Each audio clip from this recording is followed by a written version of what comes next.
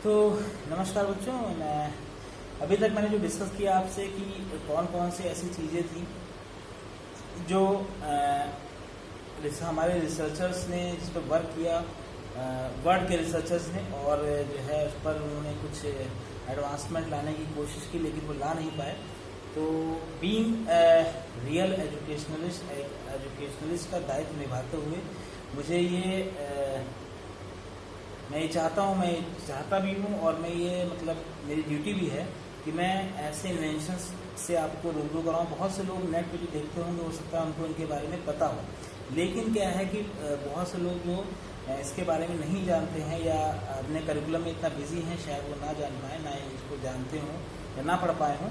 तो ऐसे इन्वेंशंस को मैं आगे ला के रख रहा हूँ। मैंने इससे पहले आपको जितने नाम गिनाए उसमें से आगे का नाम है एक्सरे कम्युनिकेशन। ये एक्सरे कम्युनिकेशन आज के ज़माने में बहुत ज़्यादा जो है वो यूज़ आ रहा है, क्योंकि ये अभी एक टर्मिनोलॉजी आई है, उसका नाम है 5G।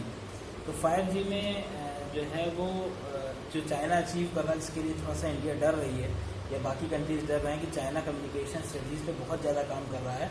तो उस पर क्या है कि 5G पे इन्होंने एक्सरे कम्युनिकेशन का काफ़ी हद तक सहारा दिया हुआ है। ये बात ओपनली डिस्क्लोजर में तो नहीं है सबके, या कहीं नोटेड या किसी रिपोर्ट में तो नहीं है, लेकिन जो 5G और 4G में ये 5G इतना इम्पोर्टेंट क्यों है और 5G के लिए ये दुनिया इतनी ज़्यादा चाइना की तरफ क्यों देख रही है, इसका सबसे बड़ा रीज़न क्या है कि 5G को समझना बहुत इम्पोर्टेंट है कि why 5G is very important for the world to achieve it. तो उसमें क्या है कि 5G से जो चाइना बना रहा है, चाइना 5G की ज़रूरत को इतना इम्पोर्टेंस दे रहा है, उसका सबसे बड़ा ये है कि 5G में 3 चीज़ बहुत इम्पोर्टेंट हैं जो कि रियल वर्ल्ड एप्लीकेशंस में आएंगी या वो हो सकता है बना भी चुका हो। पहला है ऑटोनॉमस व्हीकल्स। ऑटोनॉमस व्हीकल्स वो सेल्फ गाइडेड व्हीकल्स होते हैं जिनमें आप किसी ह्यूमन इंटरवेंशन जो है सिर्फ सुपरवाइजरी पर होता है, मतलब सुपरवाइजरी कंट्रोल पर होता है, बाकी बेसिक मशीन हैंडलिंग जो है वो ऑटोमेटेड होती है। तो ये ऑटोनॉमस व्हीकल्स वर्चुअल रियलिटी जैसे कि आपने कोई काम किया, डॉक्टर जो है वो 1000 किलोमीटर से ऊपर कहीं बाहर बैठा हुआ है, उसने भी एक सफल ऑपरेशन कर लिया एक ऐसे पेशेंट का जो कि 1000 से 2000 किलोमीटर दूर बैठा है उसको, ठीक है। तो इस virtual reality and third is internet of things. तो इन जैसे जितने भी उपकरण हैं या जो भी ये कॉन्सेप्ट्स हैं जिन पर कि 5G को इम्प्लीमेंट होना है, तो उनके लिए आपको डेटा स्पीड चाहिए। ये तो आप सभी जानते हैं कि हर जनरेशन के बढ़ने के साथ साथ क्या होता है, डेटा स्पीड का ही सारा फर्क होता है। इसकी डेटा स्पीड जितनी ज़्यादा होगी उतना जनरेशन आगे बढ़ती चली जाएगी, 1G 2G 3G and 4G 5G। तो इसमें जो है जो बेसिक टेक्निक है 5G की, ऑब्वियस सी बात है स्पीड हाई होगी, लेकिन इसमें कुछ टर्मिनोलॉजीज दी गई हैं, जो टर्मिनोलॉजीज इंपॉर्टेंट हैं, जो टेक्निक्स यूज की गई हैं 5G में। सबसे पहला है मिलीमीटर वेव्स। मिलीमीटर वेव्स का नाम दिया गया है high frequency radio waves. High frequency radio waves, जितनी ज़्यादा वेव की स्पीड होगी उसकी फ्रीक्वेंसी उतनी ज़्यादा होगी, ठीक है। तो हम जानते हैं कि time period is inversely proportional to frequency, मतलब जिसकी फ्रीक्वेंसी जितनी कम होगी उसका टाइम पीरियड उतना ज़्यादा वो लेगा, और जितनी टाइम पीरियड कम लेगा उतनी फ्रीक्वेंसी ज़्यादा होगी। तो हाई फ्रीक्वेंसी हम जानते हैं कि ट्रांसमिशन में अब तक रेडियो वेव्स यूज होती हैं, ठीक है। तो रेडियो वेव्स का सबसे बड़ी दिक्कत क्या है कि रेडियो वेव्स कहाँ लिमिट हो जाती हैं कि रेडियो वेव्स में क्या होता है कि पावर कंजप्शन ज़्यादा होता है और साथ साथ में इजीली ब्लॉकेबल है, मतलब कोई इंटरफेरेंस से कहते हैं पीरियोडिक नॉइस कहते हैं इससे, हम अगर आपने पढ़ा हो तो पीरियोडिक नॉइस रेडियो वेव्स में सबसे ज़्यादा, रेडियो और इंफ्रारेड वेव्स दोनों में पीरियोडिक नॉइस का जो करिकुलम होता है सबसे ज़्यादा होता है, जिनमें डिस्ट्रैक्शन ज़्यादा से ज़्यादा है। तो अब ऐसा किसी वेव को हम अपने इलेक्ट्रोमैग्नेटिक स्पेक्ट्रम से हम किसी ऐसे वेव को लें जिसका जो है फ्रीक्वेंसी तो ज़्यादा हो, लेकिन साथ ही साथ दिक्कत क्या है कि उसकी ब्लॉक मतलब उसमें नॉइस का अफेक्शन वो, ठीक है। तो ये मिलीमीटर वेव्स का कॉन्सेप्ट जो है 5G के अंदर आया। तो वैसे तो हाई फ्रीक्वेंसी रेडियो वेव्स की धारणा जो पब्लिकली इन्होंने फैलाई है चाइनीज़ ने, लेकिन अंदर ही अंदर बात ये है कि ये हाई फ्रीक्वेंसी एक्सरे कम्युनिकेशन का यूज़ कर रहे हैं रेडियो वेव्स की जगह, जिससे कि आपका 5G स्पीड अचीव हो सके। क्यों अचीव हो सके कि हमारे पास 3 पैरामीटर्स इसमें हैं। पहला है ऑटोनॉमस व्हीकल्स का यूज उनको करना है, दूसरा वर्चुअल रियलिटी का, और तीसरा इंटरनेट ऑफ थिंग्स। ये तीनों ही चीज़ें कम्युनिकेशंस के ड्राइविंग मॉडल है, ठीक है। अब जब स्पीड ज़्यादा है तो स्पीड को मेंटेन करने के लिए हमें समय पर क्या, जैसे आपके इलेक्ट्रिसिटी को आपको जो है वो 220 वोल्ट के पोटेंशियल रेंज पे रखना है, तो हम जगह जगह ट्रांसफार्मर्स लगाते हैं। तो ये ट्रांसफार्मर्स क्या करते हैं कि बैंडविड्थ को रीगेन कर लेते हैं, मतलब जो डिस्टेंस के द्वारा जो अटेन्यूएशन अचीव हुआ है, अटेन्यूएशन प्रोड्यूस हुआ है नॉइस के द्वारा वेवफॉर्म डिस्ट्रैक्ट हुई है, तो वेवफॉर्म डिस्ट्रैक्शन को जो है वो ट्रांसफार्मर्स के द्वारा रीगेन कर लिया जाता है। ठीक है, इसके कहते हैं बूस्टिंग, तो बूस्टिंग की जाती है।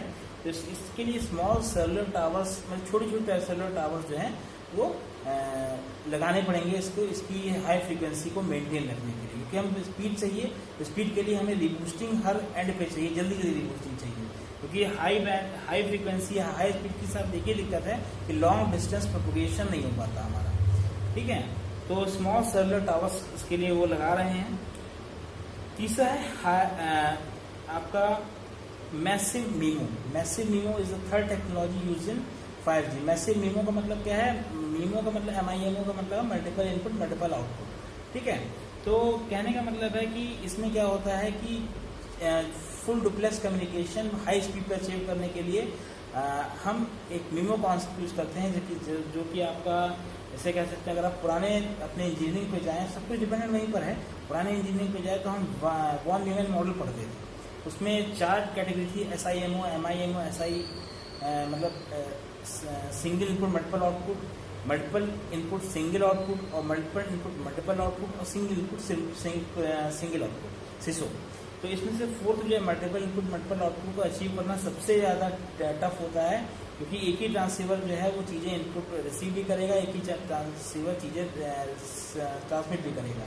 तो कहने का मतलब क्या है कि हमारा अभी तक जो इम्प्लीमेंटेशन फुल डुप्लेक्स का होता था, उसमें हम MIMO पूरी तरह से highly memo achieve, massive memo achieve नहीं कर पाते थे। इन्होंने एंटीना प्रोपोगेशन को ज़्यादा साउंड बना के, छोटे छोटे सेल्स की डिप्लॉयमेंट ज़्यादा करके इन्होंने 100 एंटीना पोर्ट्स का यूज़ किया है, जो कि 4G में केवल 12 एंटीना पोर्ट्स का यूज़ होता था, कहने का मतलब। ठीक है, तो इसलिए मैसिव मीमो ने अचीव किया, मतलब मैसिव पैरेलल कंप्यूटिंग अचीव की है विद हेल्प ऑफ ट्रांसीवर्स। तो ये इनकी टेक्नोलॉजी है, जिस पे ये 5G ये टेक्निक है जो लगाया गया है। And fourth point is beam formation या बीम फॉर्मिंग कहते हैं इसको। ये अब जब मल्टीपल एक ही ट्रांसीवर पे सिग्नल रिसीव और आउटपुट दोनों होंगे, तो क्या होगा कि एक हो सकता है लॉ की कंडीशन अकर हो जाएगी, इंटरफेरेंस की कंडीशन अकर हो जाएगी। तो इस इंटरफेरेंस की कंडीशन को रोकने के लिए बीम फॉर्मिंग का यूज़ किया है। और ये beam forming is like a traffic signalling system, कैसे किसी सिग्नल को रोककर और हाई प्रायोरिटी सिग्नल को कैसे ट्रांसमिट किया जाए। ठीक है, तो सब कॉन्सेप्ट देखिए बेटा वही है जो कॉन्सेप्ट जो है हमारे पहले भी हमने बीटेक में पढ़े हैं, क्योंकि वो कॉन्सेप्ट नहीं चेंज होंगे, these are the basic concept. तो अब 4 सिग्नल को रोककर एक सिग्नल में अगर हम कन्वर्ट करेंगे या उसको हाई प्रायोरिटी सिग्नल को भेजेंगे, तो ये काम वही है काम है जो मल्टीप्लेक्सिंग और डीमल्टीप्लेक्सिंग में होता था। तो इन्होंने और एफिशिएंट मल्टीप्लेक्सिंग और डीमल्टीप्लेक्सिंग लगाई है, जिससे कि आपका क्या हो कि बीम फॉर्मेशन, मतलब एक बीम में एक बैंडविड्थ के जितने मैक्सिमम सिग्नल्स जो अचीव जा सकते हो उसको हम बाइंड अप कर सकें। तो ये beam formation traffic signal system की तरह काम करता है और इंटरफेरेंस को भी रोकती है। तो आप इसमें सोचेगा ये कैसे ये वर्क कर रहा है। ठीक है, कैसे ये इन्होंने सोचा, ऐसे कैसे सोचा होगा। तो मैं ये टोपोलॉजीज आपको बता रहा हूँ किस तरह से उन्होंने सोचा होगा इसको बनाने के लिए। ठीक है, और साथ साथ में हर बीम फॉर्मेशन में री एनर्जाइजिंग ऑफ द सिग्नल भी जो है एक उसका भी प्रोटोकॉल एक लगा हुआ है कि उसी बीच में बीम फॉर्मिंग में ही आपका एनर्जी का री एनर्जाइजेशन भी हो। ठीक है, एंड लास्ट इज फिफ्थ जो टर्मिनोलॉजी है वो फुल डुप्लेक्स की है। तो फुल डुप्लेक्स तो MIMO में जनरली यूज ही होता है, लेकिन उसको 100% एफिशिएंट यूज करना, पाइपलाइनिंग का 100% एफिशिएंट यूज ये मैसिव MIMO में लगा है। तो 5G टेक्नोलॉजी के लिए चाइना इस पर वर्क कर रहा है। दूसरी बात क्या है कि सबसे इम्पोर्टेंट बात क्या है कि जो इंटरनेट है वो इंटरनेट जो है उस पर बेसिकली 2 चीज़ देखी जाती है, एक होता है बैंडविड्थ और दूसरा लेटेंसी टाइम। तो बैंडविड्थ का मतलब होता है बैंड ऑफ सिग्नल्स जो कि उस ट्रांसमिशन में जा रहा है। तो बैंड ऑफ सिग्नल्स है आप गीगाहर्ट्ज़ में या सर BPS में नापते हो कि कितने MBPS की स्पीड है, कितने GPS की स्पीड है, वो उसकी मैक्सिमम स्पीड होती है। ठीक है, और दूसरा होता है latency time. Latency time generally milliseconds में होता है, मतलब जैसे कहा जाता है कि एक आप कोई ब्रॉडबैंड कनेक्शन लोगे तो उसकी 10 Mbps की बैंडविड्थ कहा जाती है। 10 Mbps का मतलब 10 Mbps की स्पीड देगा नहीं, मैक्सिमम उसकी अचीवमेंट है, तो इतना मैक्सिमम दे सकता है। लेकिन क्या है कि उसमें चूंकि लेटेंसी टाइम के कारण उसके सिग्नल्स में एबारेशन आता है और उसके सिग्नल्स की स्पीड जो है वो कम हो जाती है, डेटा पैकेट्स की स्पीड कम हो जाती है, ठीक है। तो लेटेंसी टाइम जो था वो 4G में 50 to 70 मिली सेकेंड्स का था, जबकि 5G में 1 मिली सेकेंड का है। अब आप सोच लीजिए कि आज के ज़माने में जिसके पास ये टेक्नोलॉजी, डेटा की टेक्नोलॉजी जिसके पास भी हो जाएगी, वो कितना ज़्यादा एफिशिएंट और कितना ज़्यादा पावरफुल हो पाएगा, ठीक है। इसीलिए हर देश पीछे पड़ा है इस चीज़ के लिए। तो मुझे आपसे डिस्कस करना बहुत इंपॉर्टेंट इसलिए था, बीइंग अ टेक्निकल चैनल आपको पता होना चाहिए कि आप कहाँ किस फील्ड में आपको रिसर्च एरियाज में जाना है। एटलीस्ट मेरे साथ जो लोग जुड़े हैं उनको तो इस चीज़ के बारे में बहुत पता होना चाहिए, ठीक है। तो एक्सरे कम्युनिकेशन की जो ये लिखित है वो तो हाई फ्रीक्वेंसी रेडियो वेव्स के बारे में जिक्र है, लेकिन वो चाइना एक्सरे कम्युनिकेशन पे बहुत ज़्यादा वर्क कर रहा है, क्योंकि जो चीज़ हमें रेडियो वेव से नहीं मिल सकती वो एक्सरे से मिल सकती है। क्योंकि एक्सरे में सबसे बड़ी फ़ायदा क्या है कि इसमें पावर कंजप्शन लो होता है और इंटरफेरेंस से ज़्यादा उसका इफेक्टेड नहीं होता है वो, ठीक है। और सबसे बड़ी बात जो है वो लेस एनर्जी इन प्रोपोगेशन या कम्युनिकेशन रेडियो वेव्स को जो एनर्जी चाहिए वो ज़्यादा चाहिए, जबकि आपका एक्सरे में कम्युनिकेशन के लिए एनर्जी कम चाहिए। That is the main thing, क्योंकि जितनी ज़्यादा एनर्जी चाहिए होगी हमें बूस्टिंग इक्विपमेंट्स उतने ज़्यादा लगाने पड़ेंगे, ठीक है। तो इस सबसे बड़ी बात क्या है कि जो 5G का यूज़ जो ये एक्सरे कम्युनिकेशन के थ्रू किया जा रहा है, इससे हाइपरसोनिक फ्लाइट्स को या हाइपरसोनिक से कह सकते हैं कि कम्युनिकेशन को बढ़ावा मिलेगा, ठीक है। हाइपरसोनिक कम्युनिकेशन जो है वो एक्सरे कम्युनिकेशन के थ्रू ही जल्दी से ज़्यादा मात्रा में अचीव किया सकता है, less loss of energy during communication के मीन्स की। अब बात करते हैं नेक्स्ट अचीवमेंट जो है वो हाइपरगोलिक प्रोपल्शन। इसका नाम अगर आपने सुना हो हाइपरगोलिक प्रोपल्शन, ये भी एक इम्पॉर्टेंट डिस्कवरी है जो अभी तक सामने नहीं आई है, लेकिन इन मैन्युफैक्चरिंग सेक्टर में है। तो हम ये आपको इसीलिए बता रहे हैं कि ज़्यादा से ज़्यादा आप लोग इस पर लगें और इसके व्यू पॉइंट पे आप वर्क करें और अचीव करने में, इंडिया को कुछ अचीव करने के लिए प्रोत्साहित करें। तो इसमें क्या है कि इसमें लिक्विड हाइड्रोजन ऑक्सीजन जो कि यूज़ की जाती है अभी तक प्रोपल्जन में, उसमें सबसे बड़ी दिक्कत क्या आती है, ये जो हाई डेंजरस होती है। ऑब्वियस सी बात है कि जब लिक्विड ऑक्सीजन या बाहर निकलेगी तो इजीली फ्लेमेबल हो जाएगी, लेकिन जो आपका ये हाइपरगोलिक प्रोपल्शन होता है इसमें प्रेशर फेड इंजन होते हैं। प्रेशर फेड इंजन मतलब ये इंस्टेंट जो है वो प्रोपल्शन पे जाएंगे और इनकी एनर्जी इजीली रिलीज भी की जा सकती है, जैसे कि न्यूमेटिक्स में रिलीज की जाती है, ठीक है। तो प्रेशर फेड इंजन होते हैं, साइमल्टेनियसली इग्नाइट ऑन कॉन्टैक्ट, इसका नाम है हाइपरगोलिक प्रोपल्शन, ठीक है। तो कॉन्टैक्ट में आते ही ये बहुत जल्दी इग्नाइट कर जाएंगे और इसमें हजार्डस जो है वो चीज़ें कम होंगी, ठीक है। प्रॉब्लम्स क्या हैं कि ये टॉक्सिसिटी में टॉक्सिन्स की मात्रा ज़्यादा होती है, कोरोसिव होते हैं और साथ साथ में इनकी रिसाइकलिंग थोड़ी सी मुश्किल होती है। तो अब मैंने ये आपसे डिस्कस क्यों किया कि आप इसको जब आप स्टडी करेंगे इसको आप डिफरेंट प्लेटफॉर्म्स पे, तो आप ये सुनिश्चित करेंगे कि इस पर आप कैसे वर्क कर सकते हैं। और मैं इन नए साइंटिफिक एक्सपेरिमेंट्स के लिए हमेशा से ज़्यादा उत्साहित रहा हूँ, मैं इसे पढ़ता रहता हूँ, कोशिश करता हूँ कि इस पर कोई सोल्यूशन निकाला जाए। तो अब मैंने आपके सामने डिस्कस करके ये चीज़ आपके सामने भी रख दी है कि आप भी अपना दिमाग चलाएं और हम अपने इस इंडिया के लिए कुछ साइंटिफिकली कुछ कर पाएँ। क्योंकि मैंने बहुत से ऐसे देखे हैं कि अपने साथ के लोग भी देखे हैं, कुछ बहुत सी PhDs अवार्ड होती है देखिए, लेकिन आज भी हम उसी स्टेट में हैं जिस स्टेट में कि हम हर चीज़ डिफेंस की हो, साइंस एंड टेक की चीज़ें हों, ये हम बाहर से प्रिक्योर कर रहे हैं। तो अगर हमारे पास इतनी यंग स्ट्रेंथ है, यंग माइंड्स हैं, तो ऐसी क्या ज़रूरत हमारे पास है कि हम जो है चीज़ें बाहर से साइंस एंड टेक की चीज़ें बाहर से आयात करें, ठीक है।